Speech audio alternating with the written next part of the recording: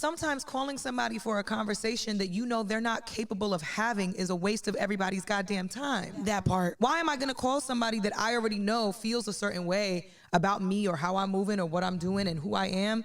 What the fuck makes you think you're entitled to any more of my time or my energy around trying to convince you of some shit you're already determined to misunderstand?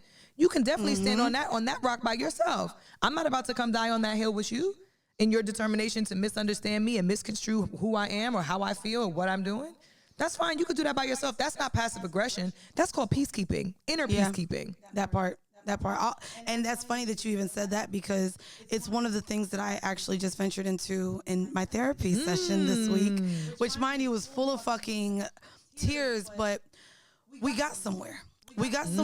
And I know I'm vulnerable here. I'm open about my life, but one of the things that I find a problem with is sitting in my feelings and figuring out why I feel the way I feel. Yeah, and it's hard. I was triggered this weekend also in another conversation where I threw out my mom, I threw out my other co-host, and I had live therapy on my other podcast, so if you want to go hear it, it's exactly what I'm about to say. I told my therapist this week, I said, do you know why I can't explain to you my feelings? Do you know why I don't like to sit in my feelings? Because every single time I've expressed how I feel based on someone's actions or words, it's met with, well, you make me feel like this when you do this. I said, no one ever acknowledges my feelings. I said, and I feel that. And I said, I've felt that for so long. And I'm not going to sit here and cry because I cried during my session. But the fact that I am so like hard all the time, I feel as though when I finally become vulnerable to tell someone, hey, you hurt me when you did this. Hey, I don't like when you said this because it made me feel this way. It completely gets responded to with a, well, remember when you did this? And I just feel like, what does sharing my feelings ever really do? Me sharing my feelings doesn't normally change how the person receives me. Right. It doesn't change their actions towards me, because a lot of times people don't know how to be held accountable in the way that they make people feel. That's correct. And so I told my therapist, I said, so when you tell me I need to sit in my fucking emotions, why? Every time I've shared my emotions, they haven't been received. There hasn't been any type of change in behavior. And instead it's met with combative. It's like a tit for tat when you finally do share with someone how what they did made you feel. And so I be fed up with that shit, bro. Fuck it. I don't feel no way. I know, but sitting in your feelings is really about you. It's not about the other person. Sitting with your feelings is really about understanding the root of it, because that was my week last week.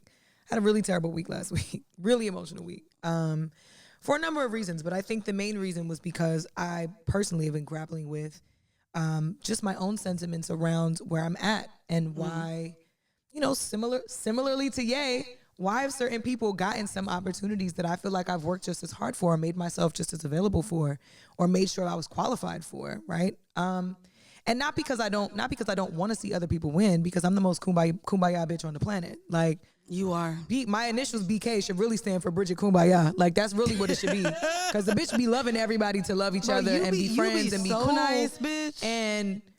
But a lot of that has shifted for me now, because especially over the course of this last year, in placing expectations of people to show up the way that I show up, I keep expecting me from other people.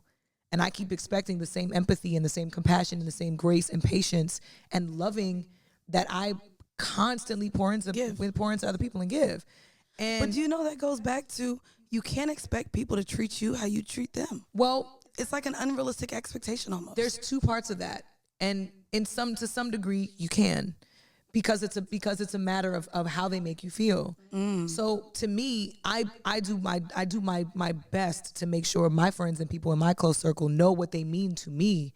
So whatever that entails, that looks different for every individual. For some people, it's just checking in once a week. Hey, you're on my mind. What's up? How's your week? For other people, it's, you know, something as simple as just like sitting in the car with my boyfriend and rubbing his back while he's driving. Something simple shit. Everybody has like small, simple things that they might consider to be loving. And I think what you can expect from other people is, I make people feel good. I expect my people to make me feel good, however that looks. And so that's why when we sit in our emotions, sometimes it's meant to help you dissect what it is exactly that you're responding to, right?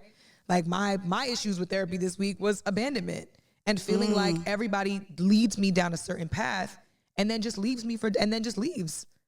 I mean, we talked about it last week with the Rolling Loud stuff and how that was very triggering, and how I'm so happy to see other artists that started at the same time as me flourish and blow up and thrive in a way that, you know, is greater than what we might have imagined 12, 13 years ago, right? Right. And I'm nowhere near that place. So there's still so many conflicting emotions around where I'm at and who I am in this space, in this moment, and who I'm supposed to be and who I'm going to be as I'm growing and learning more.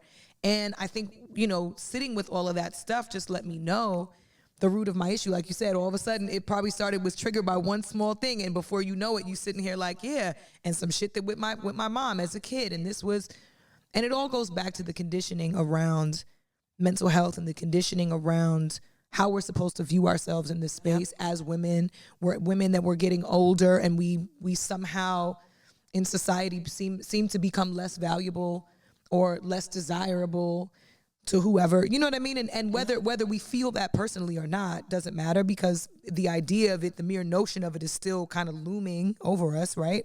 But I applaud you for taking the time to really sit and even share that shit, because the therapist sometimes for me is even harder to share with, because I know that she's got a completely unbiased opinion.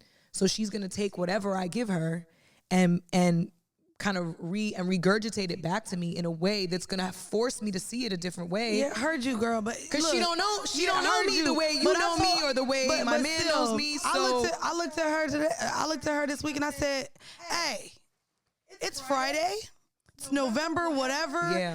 And the sun is out." I said, "What I don't want to do is revisit feelings from 7th grade." Right.